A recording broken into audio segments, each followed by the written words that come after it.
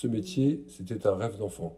L'amour de la marque, il a commencé quand j'avais 11 ans. Mon voisin avait une Porsche verte et tous les matins, en allant prendre mon bus, je la contemplais.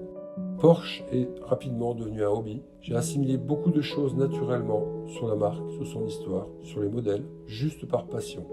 Rien ne me destinait à travailler pour Porsche. J'ai fait des études dans la restauration et je suis parti à Londres en tant que chef cuisinier avec ma Porsche, of course. C'était ma voiture de tous les jours et forcément, ce sont des voitures qui poussent à l'échange, à la rencontre. À l'époque, 70% de la production avait été vendue aux États-Unis. C'était les prémices d'Internet et des ventes à distance. J'ai acheté des voitures pour moi, pour des copains, pour des connaissances, puis pour des connaissances de connaissances, et c'est devenu mon métier presque naturellement. En 20 ans, j'ai évidemment eu des déceptions, mais surtout de belles rencontres et des souvenirs incroyables, que ce soit avec le collectionneur, qui en a déjà 10, ou avec le mec qui a rêvé de sa Porsche toute sa vie et qui se l'achète enfin.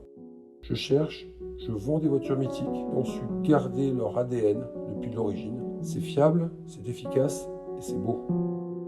Rouler en Porsche, ça m'apporte une sensation de liberté, de fierté, de plénitude. J'ai commencé à travailler à 12 ans et à 18 ans, avant même d'avoir mon permis, j'étais propriétaire d'une 911E 2 litres de 1970. Aujourd'hui, pour moi, mon métier, il est semblable à celui de mes débuts, sauf que je le fais chez Porsche.